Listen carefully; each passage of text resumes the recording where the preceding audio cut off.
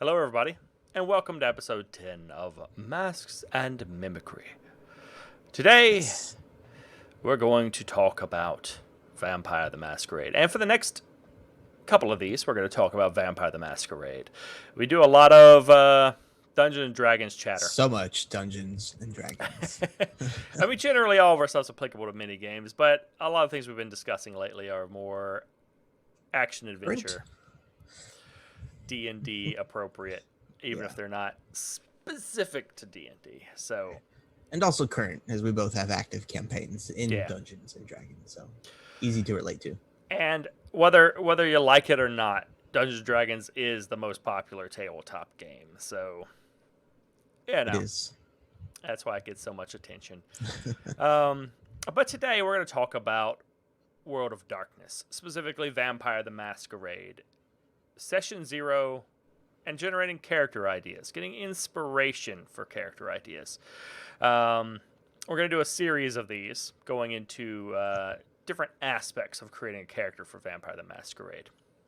So the first thing I want to do here is ask how many of you, both in chat and on here, how many of you have played a White Wolf tabletop game before, or another game that focuses primarily on narrative and social interaction? I have played three now. Technically, one does not exist in the World of Darkness universe, being Aberrant. That is White Wolf. Aberrant is White Wolf, yes. Same system, dice system at least, but definitely an imagination away from the social interaction you get with World of Darkness. Yeah, I mean, your list is fairly similar to mine. It's Vampire the Masquerade, Aberrant, Werewolf the Apocalypse. I've also played Werewolf the Forsaken, which two different editions essentially of the same thing. I've played a couple different editions of Vampire the Masquerade. There's a number of World of Darkness games I've wanted to play, but have never gotten the opportunity to do so. I would also say, to a certain extent, Call of Cthulhu is also kind of a very story-driven sort of game like that. It's different, very different, but I think a little less action adventure than something like Dungeons and Dragons is. Yeah. So, is that a D10 system? Just quick question. Trying to remember now. It's been a while since I played, and we've only played it like once. Kind of a similar setup, I feel. It's a D100 system, I think. Oh, that's right. Yes. It was D100. That's right.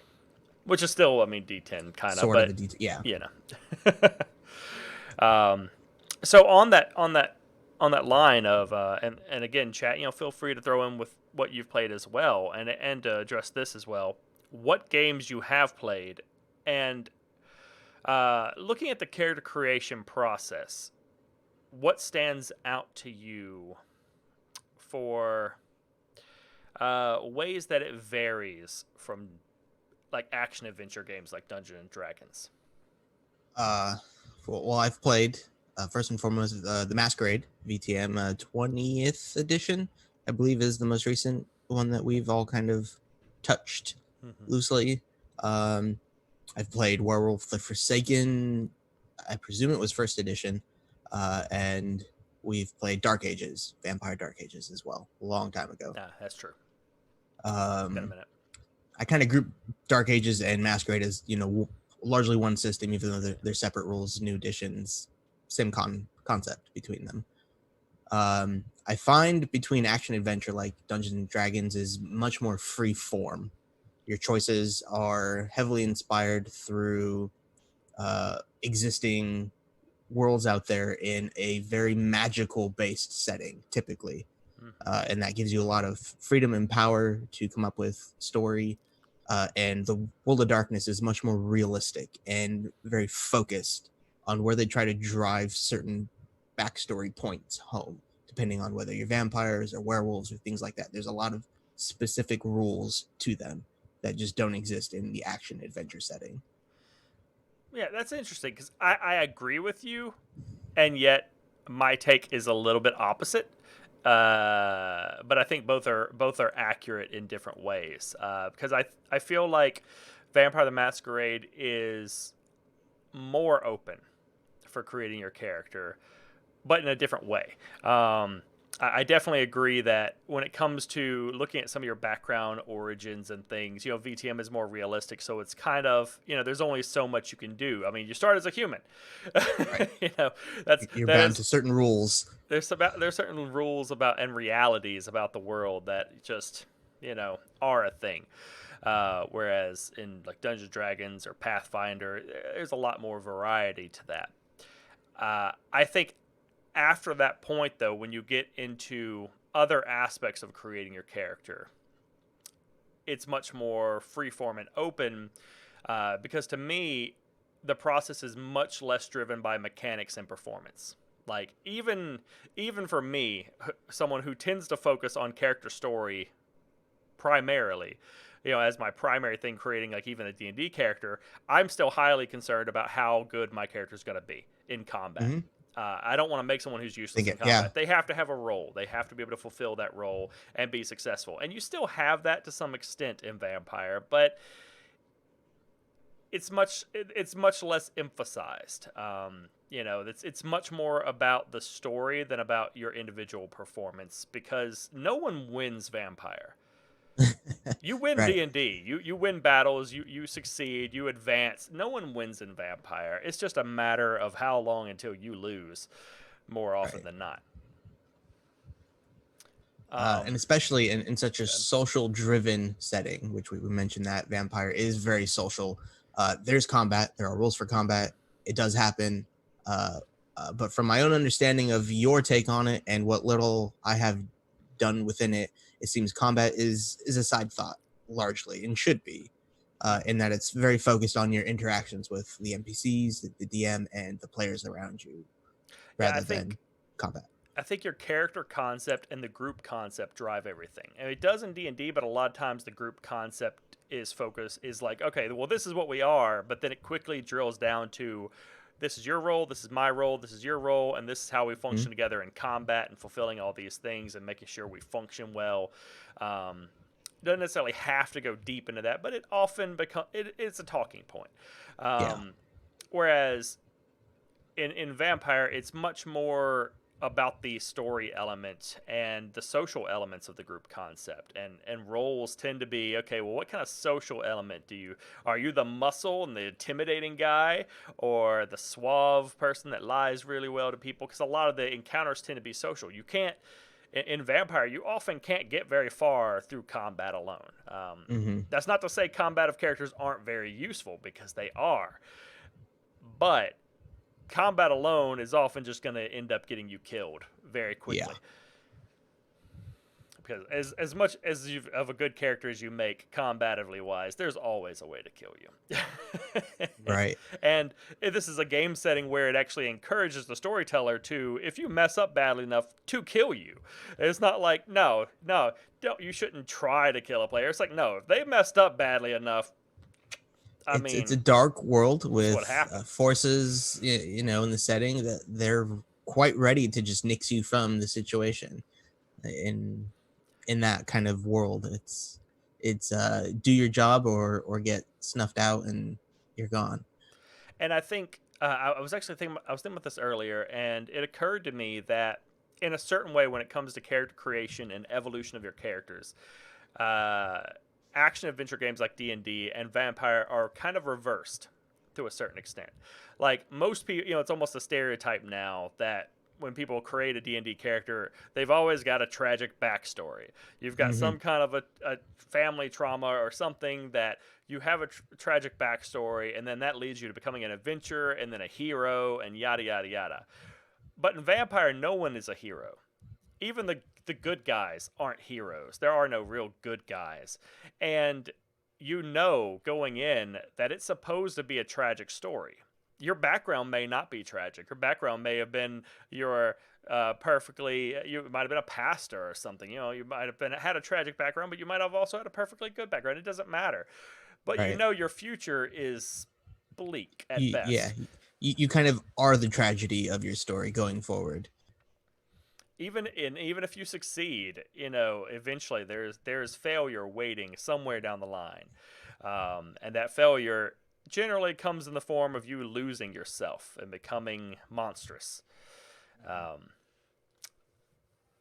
and so I just thought it was interesting. I was like, that's like a kind of a flipped dynamic of sorts compared to the action adventure hero genre. Um, Yeah, the reason I think the action adventure setting like D&D is a little more open is purely because of the magic element. It opens up a trope. Often, like magic solves everything or can explain everything. You can do so much wacky, wondrous things and just be, oh, magic, because. And the realistic setting, not only in that you're humans or were at some point or all were, but the time frames as well. They pull off of culture, real time frames that have existed in our world and currently do exist. And there's a lot more relatability that you're kind of focused into as a human being or an aspect of humanity that you're always dealing with.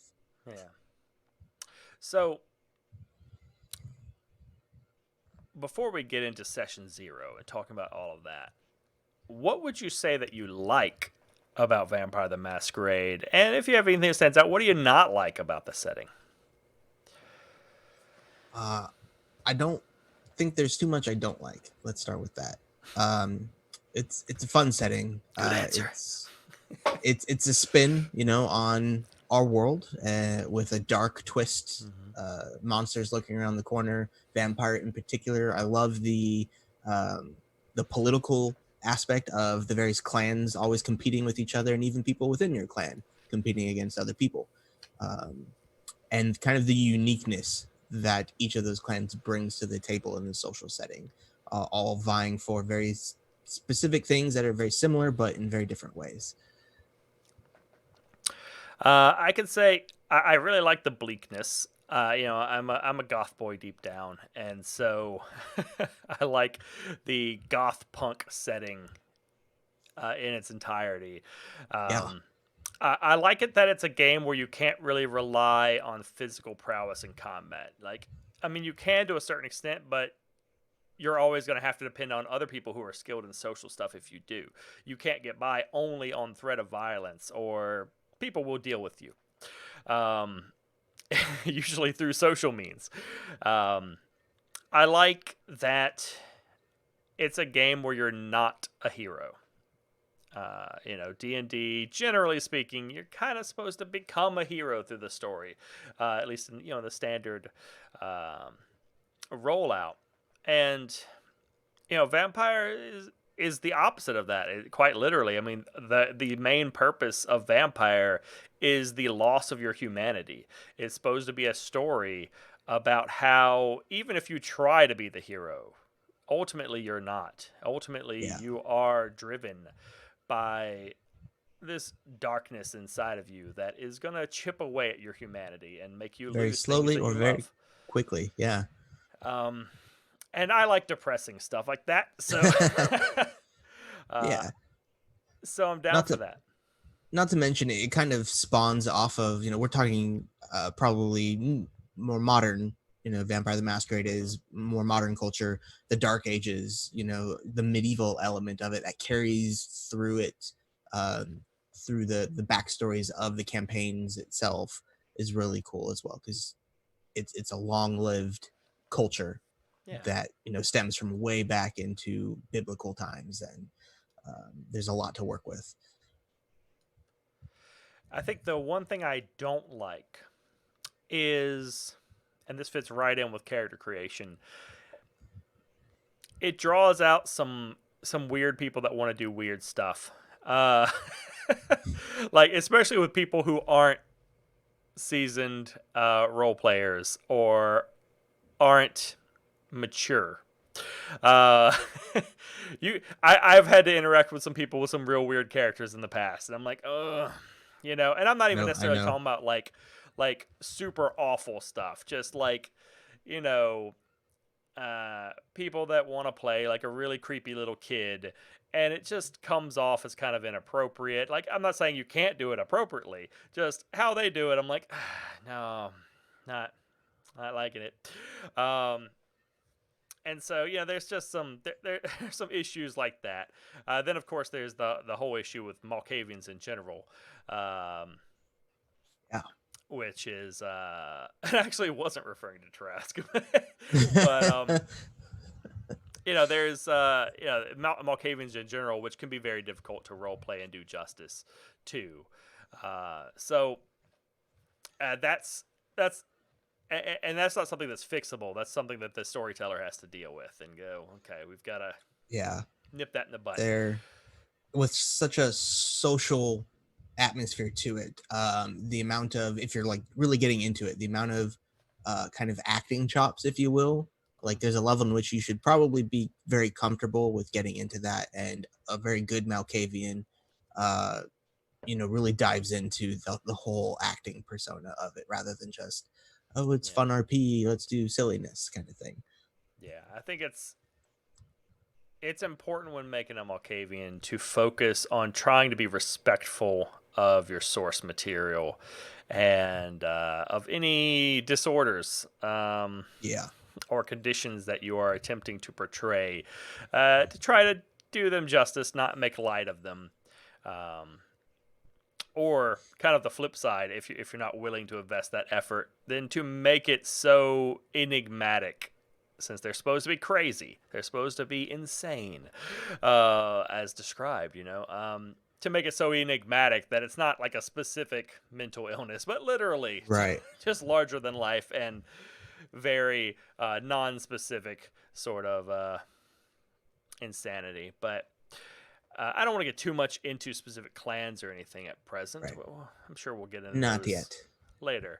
What I do want to talk about is Session 0 and early planning. And since I've generally been the storyteller for Vampire, amongst all of us, I do want to kind of flip things slightly and more ask, I guess, how you all view some of my thoughts on some of these things a little bit. So I might lead with some information a little bit more instead of making you answer something and then I'm just going to talk about it. And there are certain elements I'm sure we could all answer, as with DM experience. It's just like that makes sense to go like to talk about a certain thing that is universally translated. But for sure. In D&D like games, Session 0 and pre-game planning rather, is very focused on group cohesion and expectations. And I think there's a lot of that in Vampire the Masquerade. In fact, the expectations piece can perhaps be even more important because you're dealing with often some mature and adult themes. And there are some things, depending on what the storyteller wants to feature in the story, you should maybe clear with people. Yeah. I don't use the term trigger warning loosely, but trigger warning going, hey, I might want to deal with some themes around X. Is that fine? Are there any concerns? If someone's going to go into some of that stuff, which is not necessarily always the case. But I think it's important, maybe not more important, but it's very important in VTM to identify what the focus of the coterie is. And for people who don't know vampire terminology, that is the party, essentially, the group. Why you're all working together, what your bonds are that kind of ties you together. Because vampires are selfish creatures in the game. They're vicious. They don't work with people unless they have a reason, often a very good reason, which is usually a combination of mutual goals and outside threats. Yeah. Very much that last one. So I guess I kind of wanted to get your thoughts on that, as well as ask what are some goals and dangers that can help to form a coterie for people who are looking to create characters. What can they look at as kind of the motivating factors for bringing their coterie together? Oh man, there are some very popular ones that I'm sure get used frequently, which involves the act of a prince, which is a prince, for anyone who hasn't played, is usually the guy in charge of the city that you're playing in. There's one for any city that has a group of vampires kind of coordinated around, and getting either the prince's permission to kind of hang around or an express direct order by said prince to be like, I need you and you and you and you to do this for me, whether it's like a single element mission, or like you guys need to go over here and work together and figure something out for me long term. That's usually a very popular element because it's hard to ignore story wise and rank wise, like where you are in the vampire rankings in the scheme of things. Like it's hard to ignore in order from a prince. That's true. I think there are a lot of threats as well that can help provide motivation for people to group together as a coterie. Because generally in Vampire, you are playing neonates, you are playing younger vampires, and who have definitive reason to join together because there are bigger fish in the sea. There are much older and more powerful kindred, i.e., vampires, throughout the city, including the prince, elders, other individuals who often would love nothing more than to simply get rid of you if you're not useful to them. Um, so there's a lot of threats that I think can be motivating. Elder vampires are definitively a threat to younger vampires. Guru, which are werewolves, can be a threat. Vampire hunters can certainly be something that can be a problem, especially in the new 5th edition where it's now essentially canon, at least in that version of the game, that the government finally knows. They have acknowledged the truth, and they have literal like FBI vampire hunters to find and try to kill you. Yeah. So you start bringing governments, vampire hunters. I wouldn't say humans when I say this, but more of the notion of human discovery. If the government knows, are they trying to keep it secret? And if so, the whole masquerade element is trying to hide from the human. So just the concept of hiding itself can be a threat. Yeah, I found out there's thousands of people that do not pay tax. I would say probably most Camarilla vampires probably pay taxes. You don't want to mess with the IRS. But no, I mean, in 5th edition, the government like literally has like IR scanners in airports and stuff. So like you can't just walk in through an airport entrance anymore. They have like body heat readers and stuff to track you. They are scouring full underworld there. They are scouring the internet for kindred presence and all sorts of stuff. So they're a very prominent threat in that edition. The Sabbat, of course, which is another sect of kindred that are particularly dangerous and usually used as boogeymen, and other coteries, because if other vampires are grouping up in parties, then you are at a disadvantage if you are not.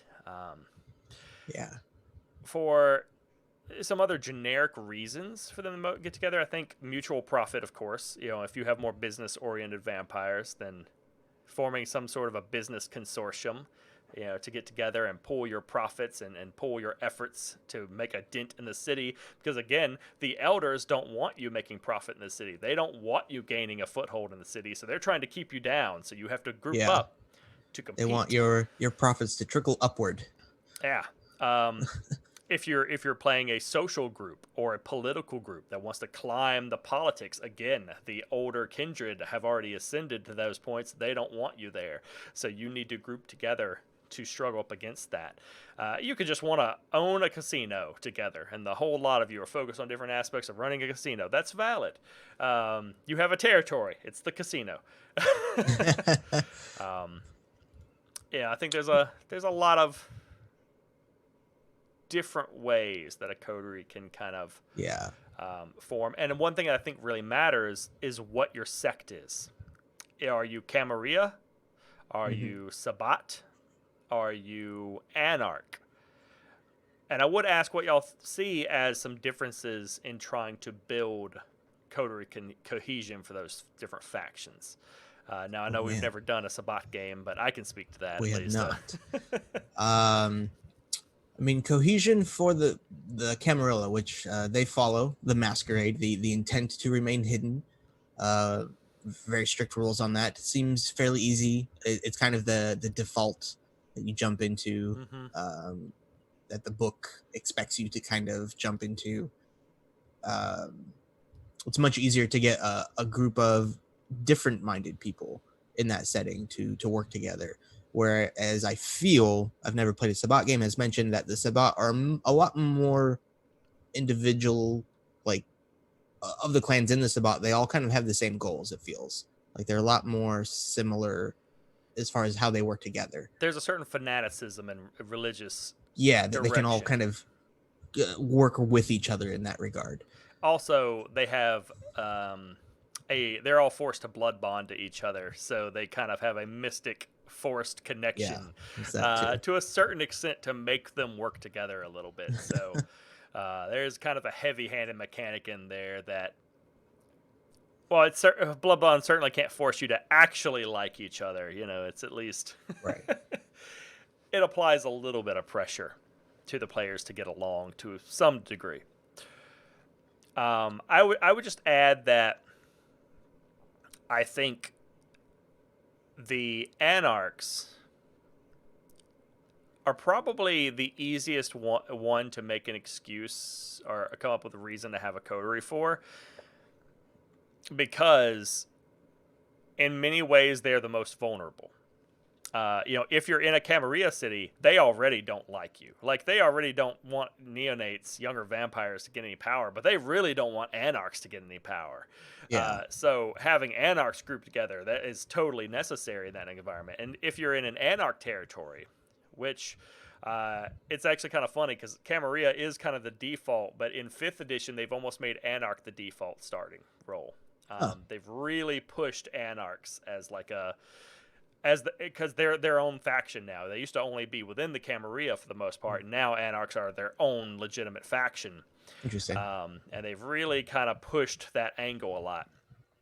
But even within an Anarch city, it just means there's a lot more chaos. You have barons, which are basically like princes, but every baron varies on how much they want to control their territory, how many rules they want to apply. They're not really exactly like Camarilla princes. And there are still elders. There are still older kindred. You still have all the same threats, but tends to be more chaos. So less control, less rules. Everyone's vying for their own territory. Yeah. So you kind of almost have to have a coterie to help you defend it. Whatever the purpose of that territory is, you almost have to have a coterie as an Anarch. Whereas Camarilla, you can maybe kind of argue like, oh, I'm within the system and stuff, and the system theoretically protects me, even though it doesn't. Yeah. Even then, I think within the clans, how when we're not going to get into specifics on them, they are all unique and they all offer very different play styles and traits that they can bring to the table. And you're oftentimes trying to surround yourself with that variety and capability of running something, whether it's a city or an organization, a casino kind of thing. You're going to need a little bit of everything as much as you can, and control as much as you can in that aspect. So getting people of different orientations, different origins of their vampire clan is super helpful at times. Yeah, there's still that focus on building good group cohesion. It's just got a different bent on it. It tends to be more of a social bent. Like, instead of you still want at least one person who's really good in combat, but instead of being the one that runs out in front and kills everybody, more often than not, if things start getting hairy, you just bring him up and you're like, do we really have to get this guy to jack you up and try to make the other person back down? Because really nobody wants it to escalate to a fight. But your insurance policy. You kind of want the tough girl behind you to be able to flex some muscle and get people to back down, or if it does go into a fight, to be able to put somebody down. And you need the social people to be able to interact in different ways. The people who are good at spying and getting information. There's all these different roles that you do have to kind of plan for a little bit. I think you're more flexible than you are for like D&D or something, because you can get by without certain roles. It just very much changes your play style and how you go about things. Because if you lack social skills, you can maybe compensate for it with brawn sometimes, at least. Yeah, and it's usually dictated by like your roles in D&D. You can make an arbitrary role for a skill that you're not the most versed in and succeed in it. A little harder, I feel, to do that in Vampire. Yeah. the way the dice system works and the focuses on the different aspects of building your character, very much harder. Mm-hmm. So one other thing that I think is a key difference between Vampire and other games is metagaming. We had an episode recently talking about metagaming and dealing with it. And I think it's harder in Vampire and in White Wolf games in general because while it can be done without this, in these games there usually is a little bit. You have to be very careful about metagaming because the players usually know things out of character about the other characters that their characters don't know. In D&D, for the most part, you don't find out things about their characters unless it comes up in the story. Right. In Vampire, during session 0, you may talk about some of those things that their characters wouldn't know, and you may even intentionally tell people things that their characters wouldn't know because they might need to know from a player standpoint because you're all in the same world interacting and stuff together. But also, it helps to build dramatic tension. If you know that one of the other player characters is actively working against your goals, that just drives up the tension, and you can't do anything about it because it's metagaming. you shouldn't do anything about it. You shouldn't. But that's some people still try to. Yeah, but that's a valid thing in Vampire where you may literally know. Like sometimes you'll deal with these things like privately with the storyteller or something, but sometimes everyone else will just be at the table and you'll go one-on-one and do something and everyone's else is like, what the hell is he doing? No, don't. You're unraveling everything. Don't do that, but you can't do anything about it because they're off by themselves having a scene, even though they're sitting in front of you. It's kind of almost stage talking to the audience about their maniacal plan to kill off your family. Yeah. And there's nothing you can do about it. It's tough, especially at the table. That seems like it would be very, very difficult. And on like a virtual setting, it seems like it would be very detracting from play to have to go and like, oh, we're going to spend the next 15 minutes private messaging, with such social emphasis. It seems very detracting. And that's why, and that's very much why I mean, in Vampire and stuff, a lot of times you don't do that privately. You'll sit with a storyteller and you'll just do it in public, in front of the other players, and so they may find out some information out of character that they may even very much want their characters to know, but they don't. And so there's nothing they can really do about it, or that they should do about it anyway. And it's really good for drama because that's the whole focus of a lot of White Wolf games is on that story, whether it's a good story or whether it's a happy story or a sad story or a tragic story. It's really more about just seeing where the story goes than it is about winning. Because like I said earlier, nobody wins in Vampire. Yeah.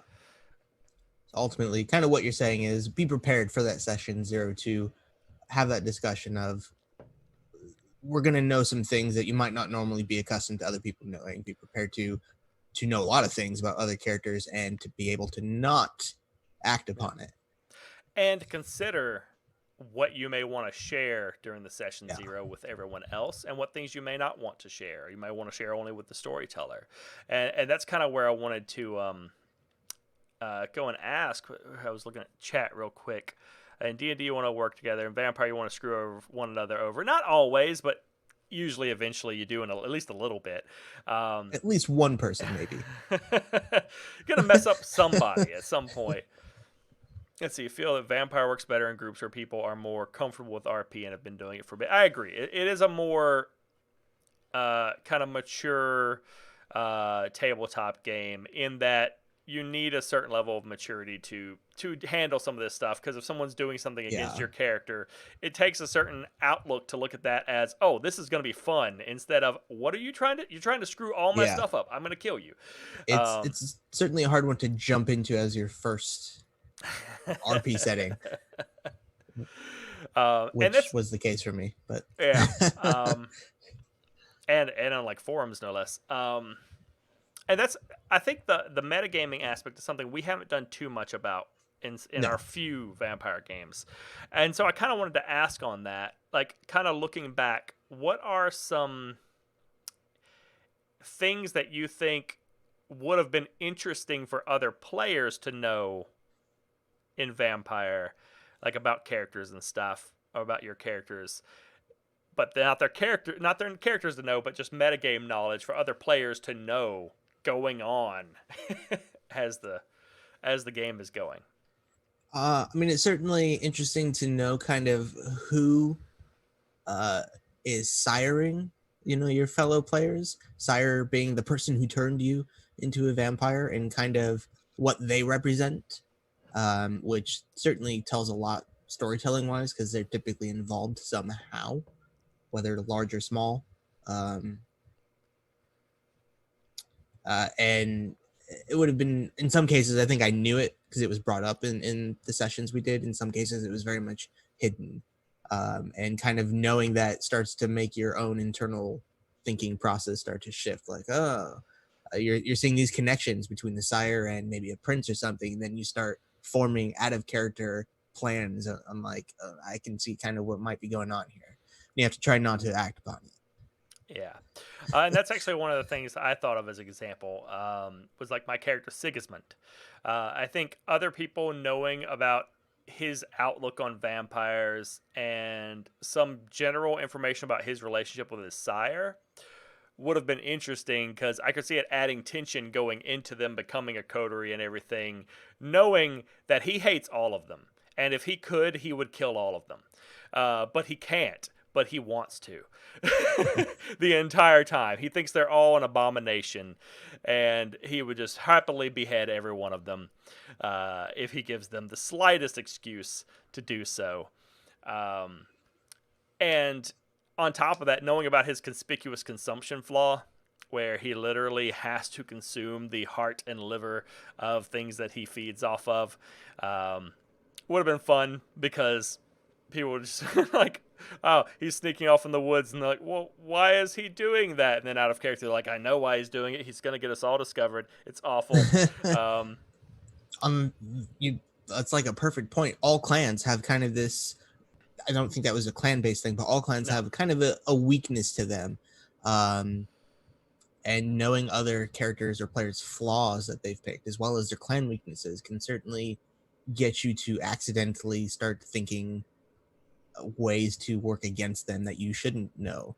Yeah, and that's the thing. I think you should consider what you should tell other people and what you should. What should be just for the storyteller and what things can be helpful or interesting for other people to know can help to drive the story some. Because knowing some of these things can certainly help people plan story and stuff as well and help to push it along. For instance, we with our long-term forum-based VTM game, my character Seven was a very androgynous character, and I did that very intentionally because I wanted it made sense for the character period just to be very androgynous, but I also wanted the mystery of that. Like, I didn't want people to know things about the character too much, and so I kind of intentionally didn't have people know what the character's gender was. It was an extremely androgynous character, intentionally and purposefully so. But there was another character, Faye, which was frequently in RPs, and I think it would have been amusing for people to perhaps have known out of character that Faye and Seven were the same character. Mm-hmm. And basically Faye was Seven's not alter ego. It wasn't a separate personality, but literally just cover for when they wanted to go out and not represent themselves. Sure. Would go out as a much more free Malkavian character that could get away with other stuff that the main character couldn't. And that would have been kind of fun, I think, for people to know that and then be like, ruminating over it the whole time. Every time Faye shows up, they're like, that's actually Seven. I know it is. So I think it's interesting to consider which aspects going into like a session 0, which aspects you want to tell people about, and which ones you shouldn't or you don't want I certainly promote any like very specific details about potential player versus player plans to try to let that accumulate through the course of storytelling as much as possible. There are times I can see where that might be very difficult in the discussions of, oh, I'm playing this clan with this sire, and this is kind of my character persona. Just so you guys are aware, I'm gonna be a dick. Just so you guys know, kind of a situation.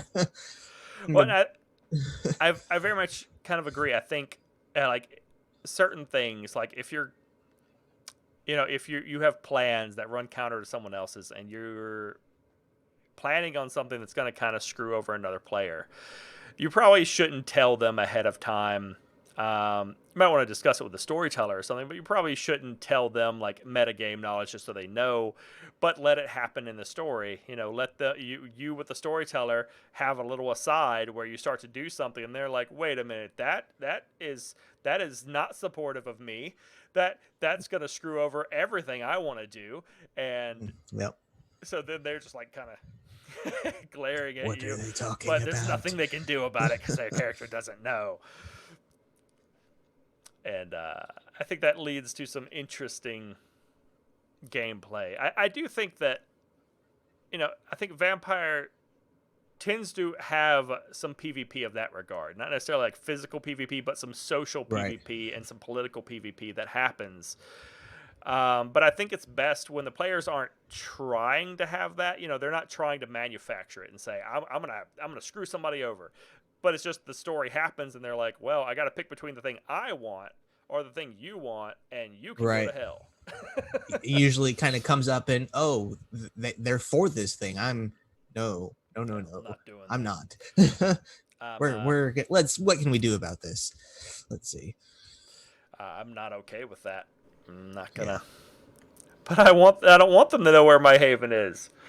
And that's another good one. Like the other characters can the other players can totally know where your haven is, where your hideout is, and the characters don't. That's valid.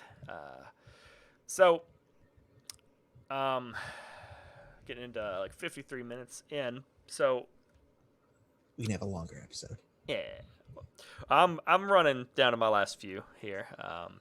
I think another big part of Session 0 is touchstones, which are the family, the friends, the contacts, the other important background characters related to your character. And those are important in D&D and other action-adventure games, at least depending on your group and how you play. Those can be important. But for Vampire, I think they're very important. And, much more so. Building those out, perhaps even letting people know who they are out of character in a metagaming sense. I absolutely creating touchstones should not be avoided, and I actually think you do a great disservice to yourself in Vampire if you create a character who has no attachments. Yeah, and to everyone else, honestly, because you're making a more boring story. Is what you're doing.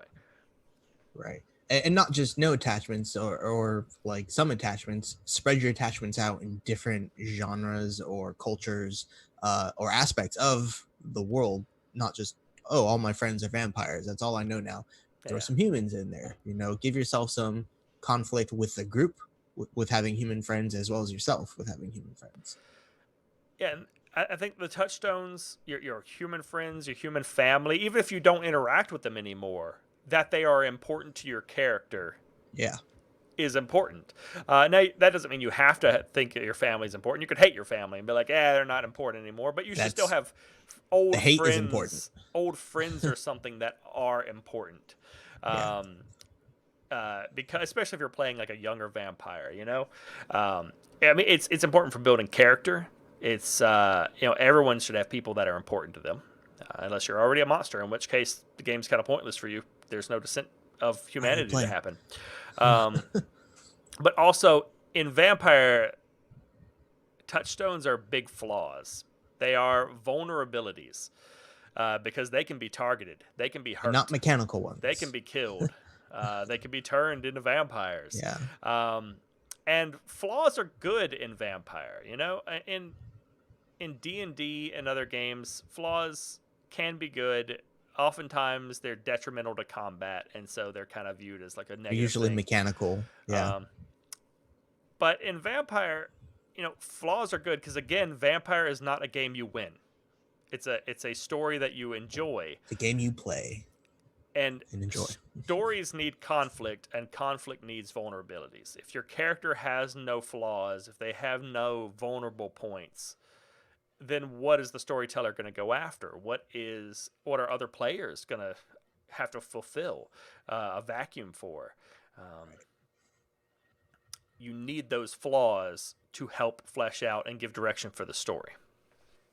Yeah. I mean, in a more modern sense, it's Vampire the Masquerade is the RP Game of Thrones. Like, you have tons and tons of NPC characterations and interactions with NPCs and other players, and it's just all about that conflict with that whole rotation of knowledge and power is money, and money is everything. So let's see.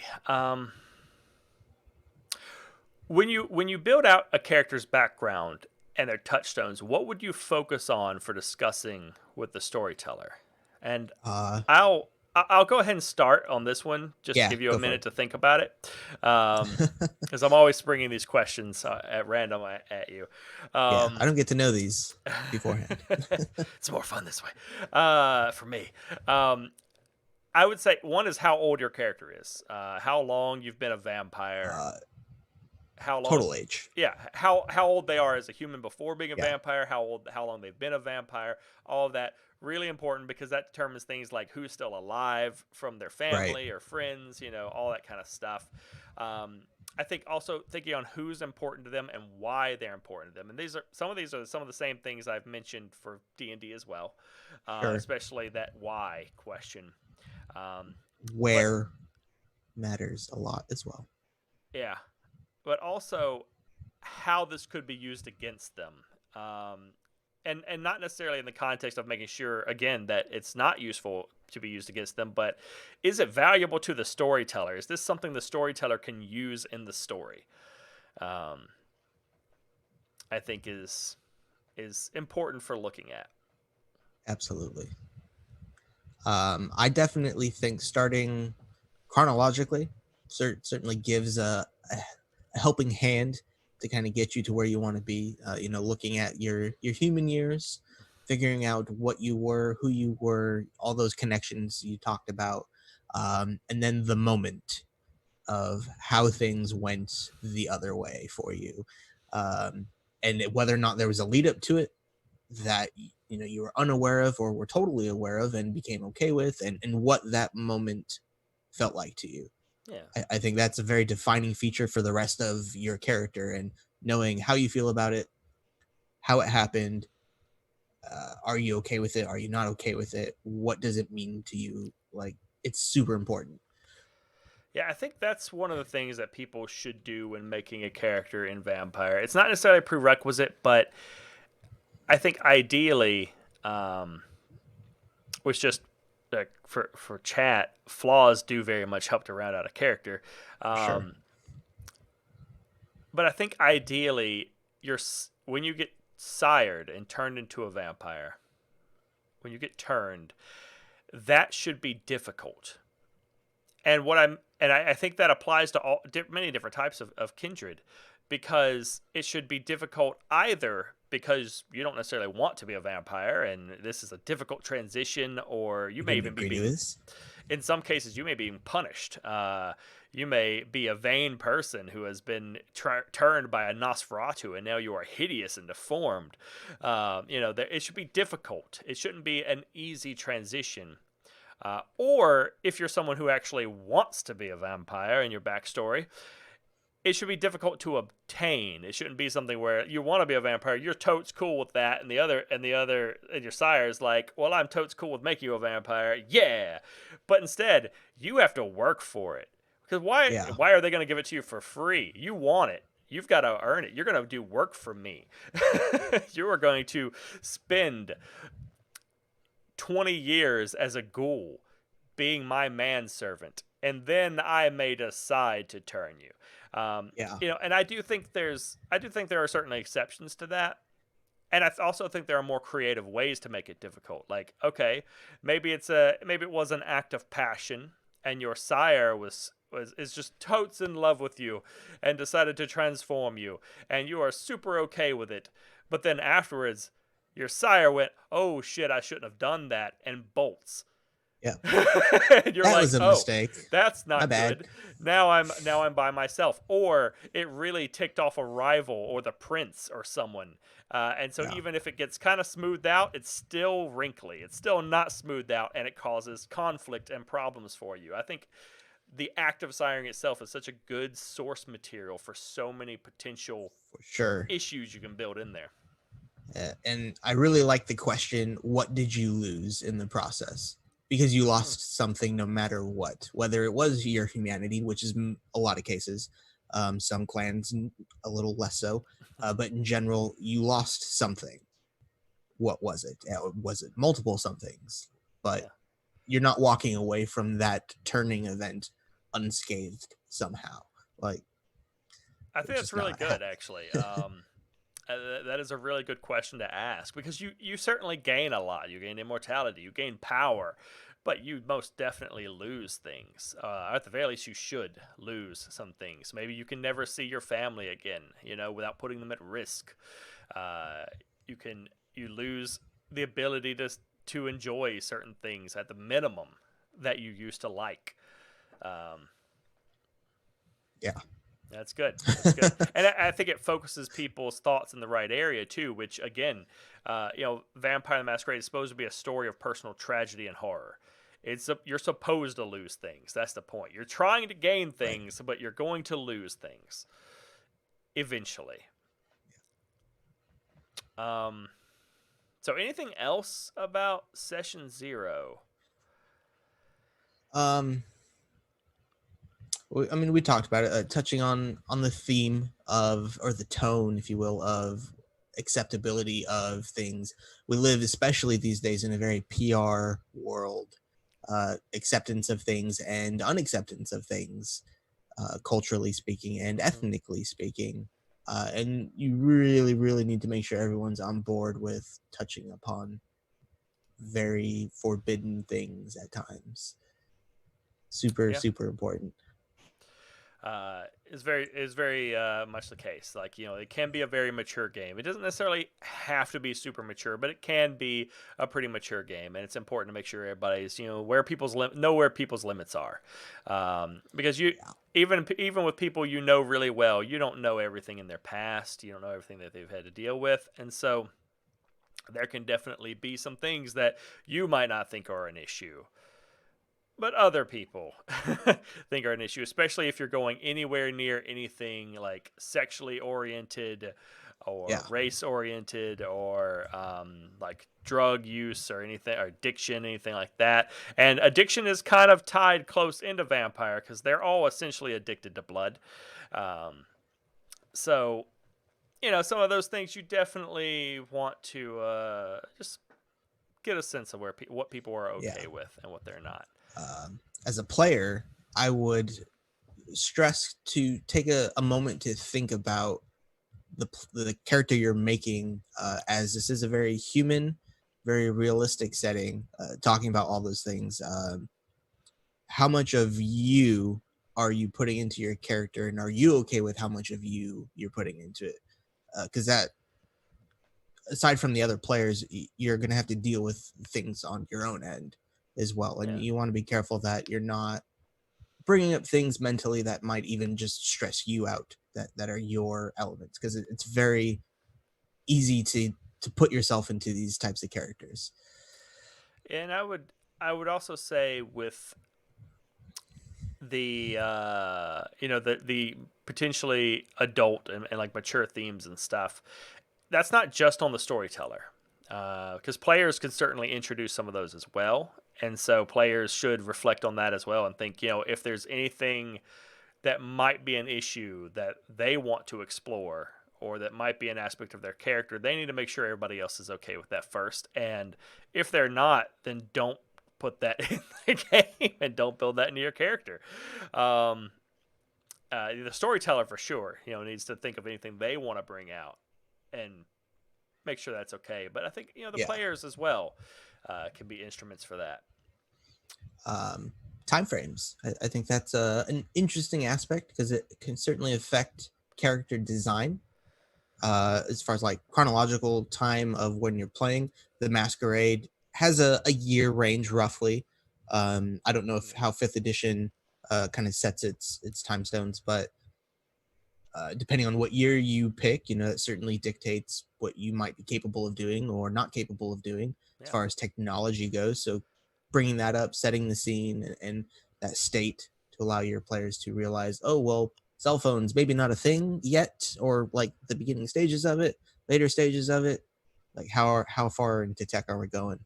And I think a lot of people don't think of is if your character has been a vampire for like 5 years,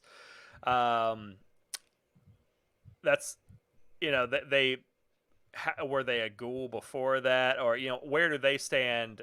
Because that stops the aging process. Some people will go like, well, my character's like 25, so they're like 25 years of this is where their childhood was, and it's like, well, actually you've been a vampire for like 8 years, so add 8 years to that and push yourself further back. That's actually when your childhood was. You may not be used to the same technology and stuff as people who are human now, unless you have some reason or excuse for having kept up on it, especially since a lot of vampire society tends to frown on technology.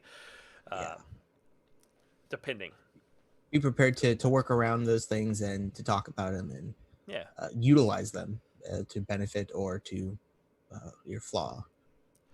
So let's wrap up here by talking about how to generate character concept ideas. Where you're getting inspiration from.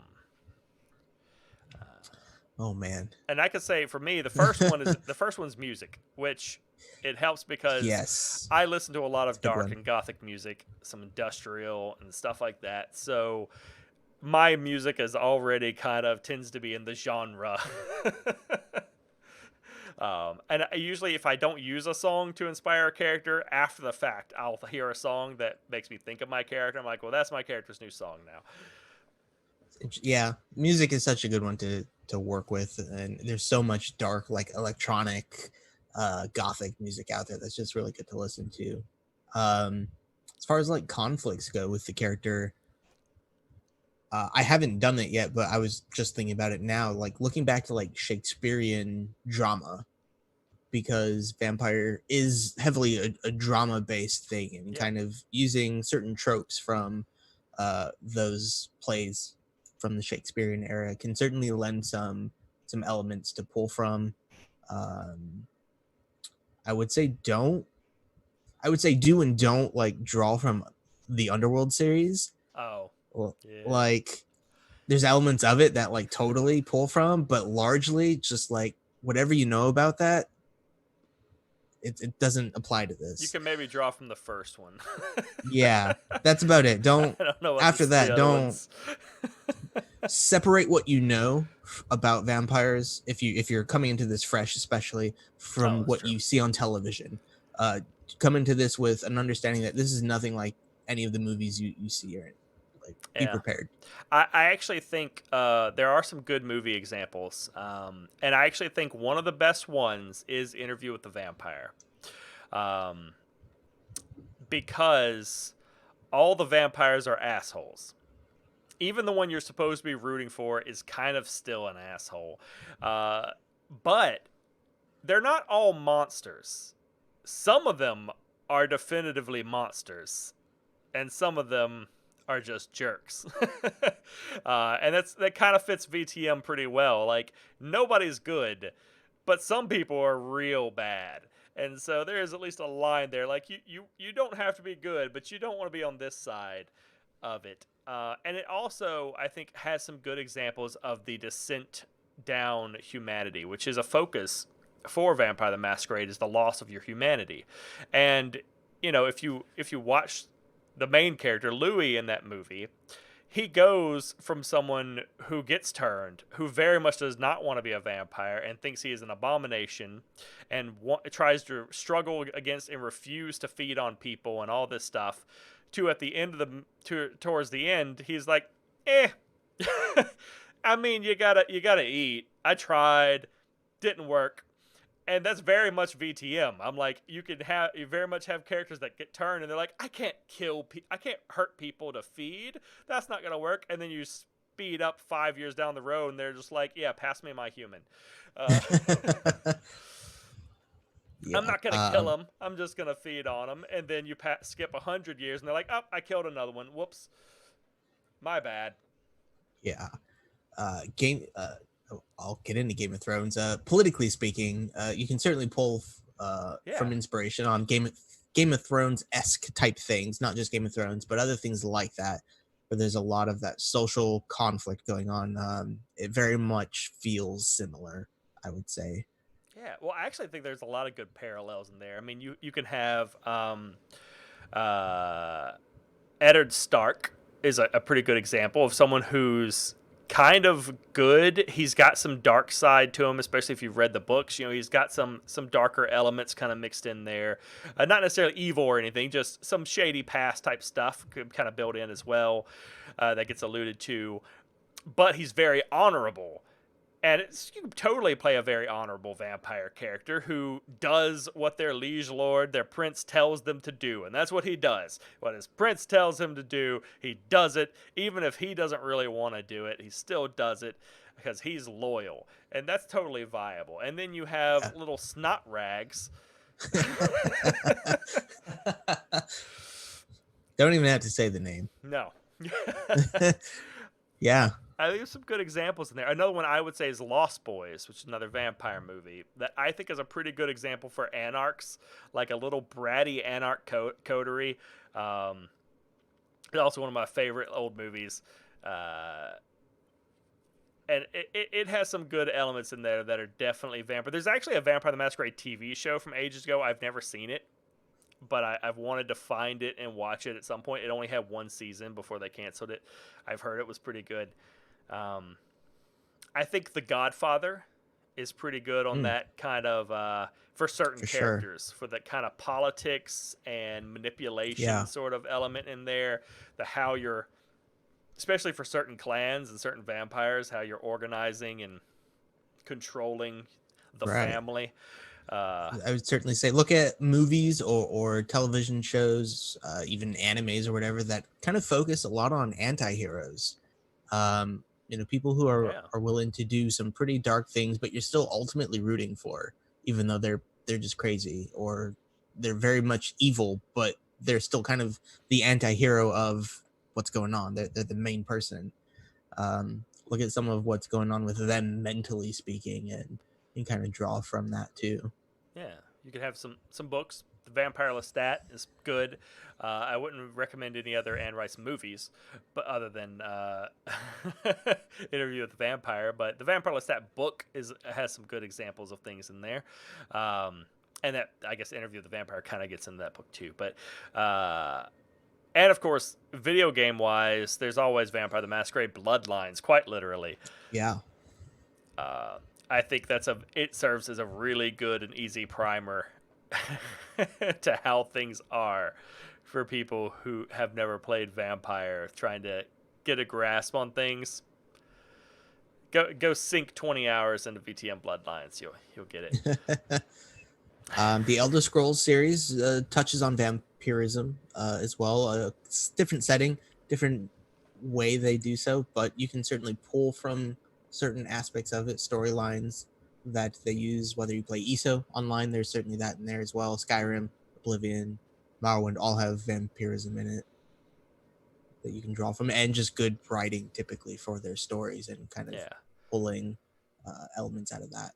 Yeah, I think anything where the main character is somewhat monstrous and or ostracized to a certain degree kind of works. Like, The Witcher is superhuman slash monstrous humanoid who stays mostly out of main society because they do not want him there and they'll view him as dangerous and a threat, and he kind of is.